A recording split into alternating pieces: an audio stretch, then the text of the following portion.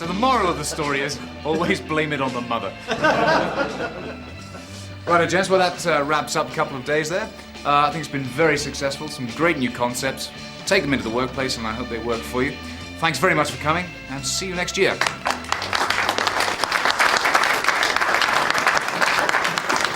Excellent, Adrian. First class. Russell, thanks very much. Yeah, I really enjoyed that joke. Don't tell the wife.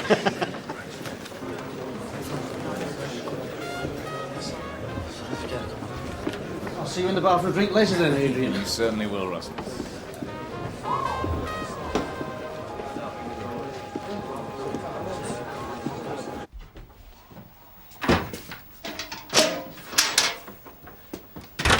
Right, that's it. We've got no phone, the electricity's been cut off, I've just been out for a bucket of coal and there's none of that either. What's going on? Don't be cross, Mr. Vernon, please, don't be cross. I will be unless you tell me.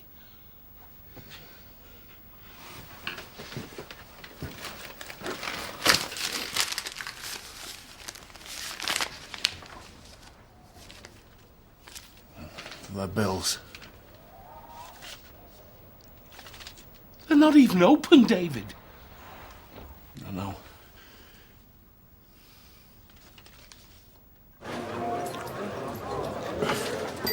You see, I think he should be wearing a jacket. It's a lovely cardigan, that. Who'd wear that? Chop swing. Hey, look at her over there. Oh, she's a real cutie. You know what, yes. Oh, yeah? I'll give you that.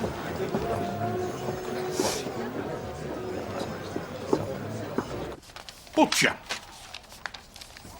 Coalman. Village shop. Electricity. Rates. Look, I never asked to be left in charge of this house. It's too much for me. I'm not clever enough. What am I going to do? Pay him, of course. How much have you got?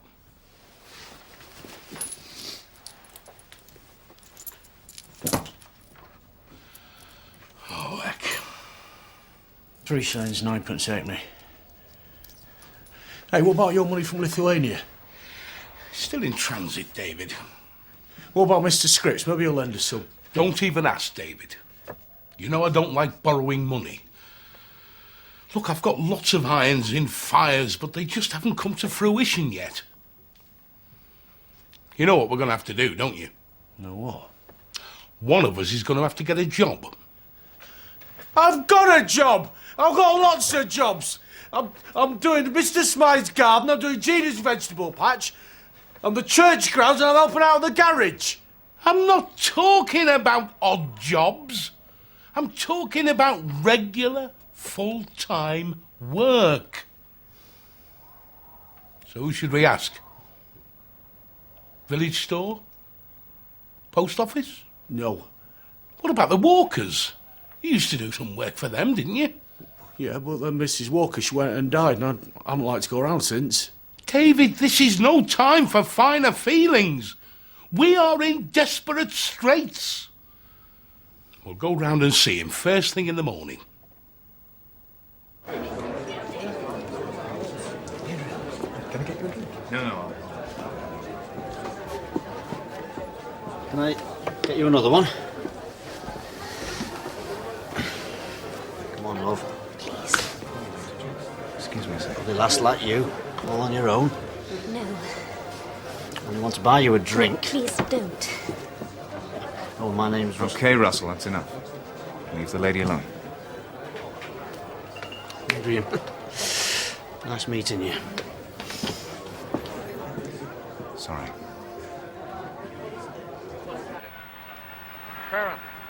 That's it. Now, come on, pass the ball. Come on, Mike. come on. Come on, you Reds! Mike, I'm trying to Go on, work. shoot! Yeah, oh! Georgie, best. I'll go upstairs, shall I? It'll be over in half an hour. Of course, if we were allowed central heating, then none of these problems would arise.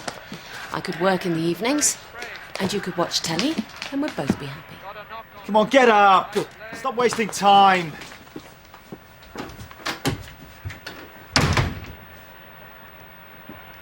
Well, now that was fair Come evidence of on. why-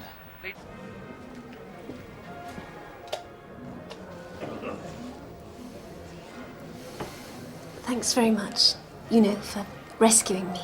Oh, pleasure. You here on holiday? Sort of. Well, it was Daddy's idea to take my mind off things. Right. Mind you, I'm not sure it was such a good idea now I'm here. Too much time to brood. I was going to get married and then it fell through. Oh, I'm sorry. Look, if you feel like a chat. I'm fine.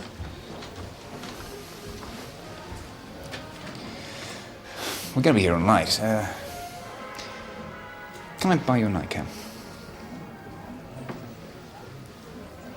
All right.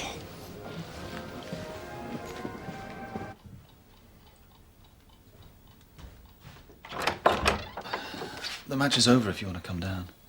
No, it's all right. I'm going to turn in anyway.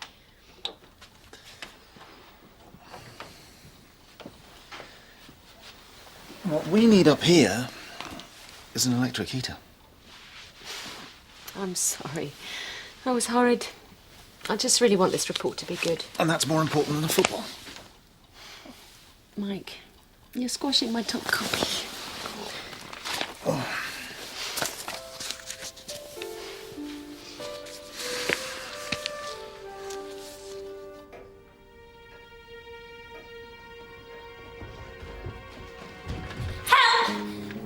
Somebody! Help me! Please!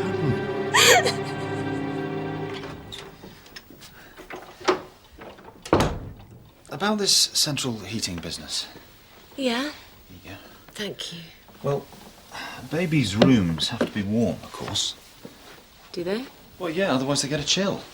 So, once we start a family, the police authority are going to have to think again. I mean, that back room's facing north. It would be positively dangerous not to have any heating in there. What do you think? Yeah?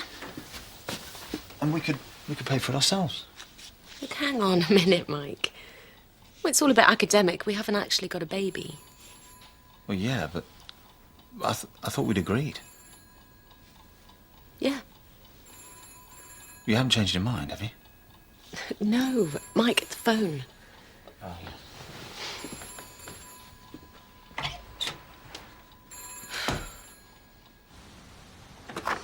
This is outrageous. Come along, sir. Get your hands off me. Calm down, sir, and get in the car. I'm not going anywhere until I've seen a solicitor. We'll talk about that down at the station. I want a solicitor now. Into the car, please, sir.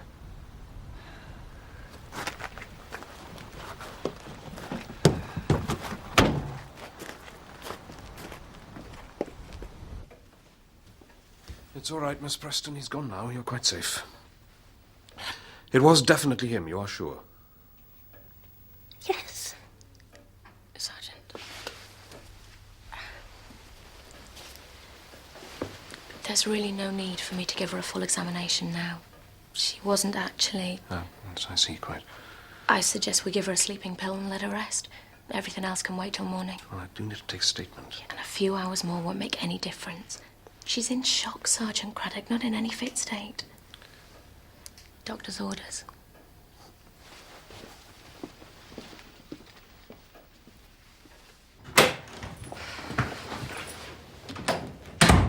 Oh, I'm sorry, love. I just got to sleep. What is it, Sergeant? Indecent assault. Mrs. Bradley, sir. Local solicitor. I specifically said, not a woman. I'll need a list of everybody staying in the hotel last night. Staff and guests. All I have to do is ask a couple of questions. It won't take long, I promise. Get up there, Bessie. Go on up. Go on, cantankerous to the end, eh? But you've been a good girl, really.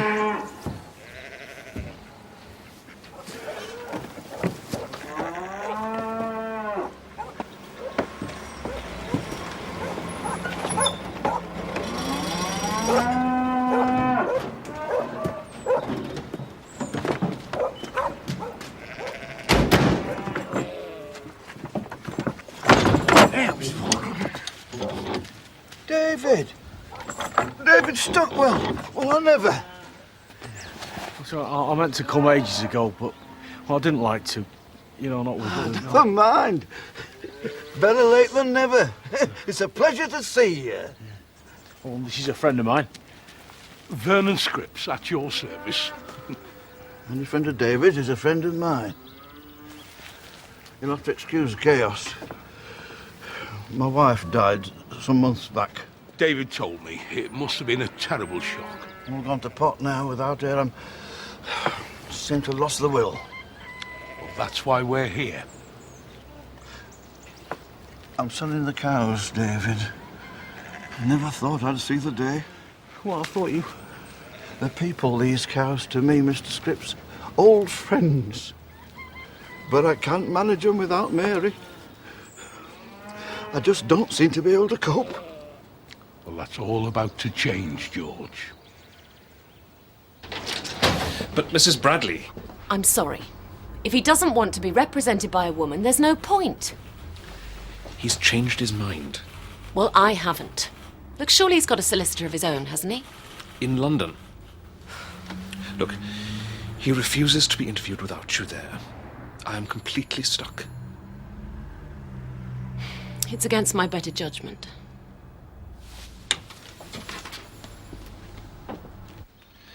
So, one of the men at the bar came across and started to pester you.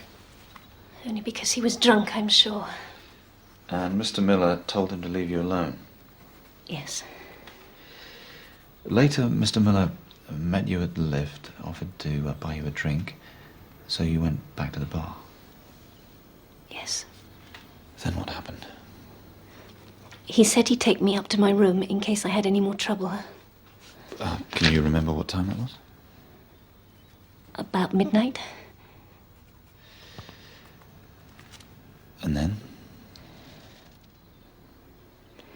I said goodbye at the lift and walked to my room.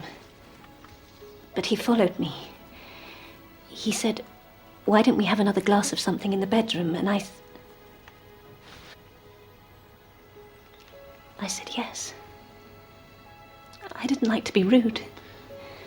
So Mr. Miller went into your room and had another drink. And then?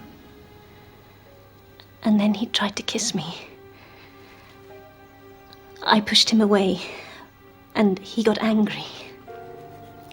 He pushed me down onto the bed.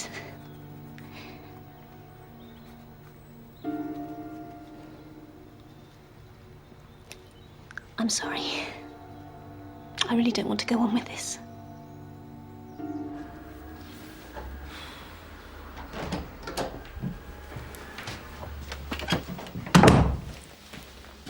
Right. Sergeant Craddock will be in to question you in a minute. And if I am to act on your behalf... And by the way, I do apologise for being the wrong sex. Now, look. I need you to tell me exactly what happened. Nothing. How many more times do I have to say this? Nothing happened. Look, Miss Bradley. Mrs. I have a business to run. I have lectures to give. I have work to do. I cannot afford to be held up like this. You have got to get me out of here. I'll try. Well, I certainly hope you will. But first, I need you to tell me the absolute truth. I always tell the truth. Good. Because if you don't, Mr. Miller, I'm warning you I can't do my job. Right.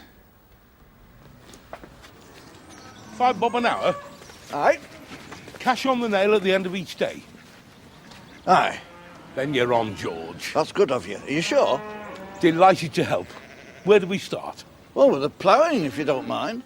No problem. You're on for a bit of ploughing, aren't you, David? Me? Yes. Just tell us where everything is and leave the rest to us. Oh, plough's in the corner there, and the tractor's at the back of the big barn.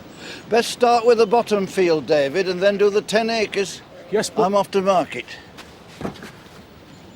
Nice straight furrows, mind. As if ruled with a ruler, George. I'm very grateful. That's what neighbours are for. See, what did I tell you? He's dead chuffed. Yes, but... Will you stop saying that, David? He's dead chuffed and we're getting some much-needed cash. What's your problem? I can't plough. Can't plough? Rubbish. Get the tractor out. There's no such thing as can't, lad. Fortune favours the bold. Right, David. Let's get this tractor started and get the job done.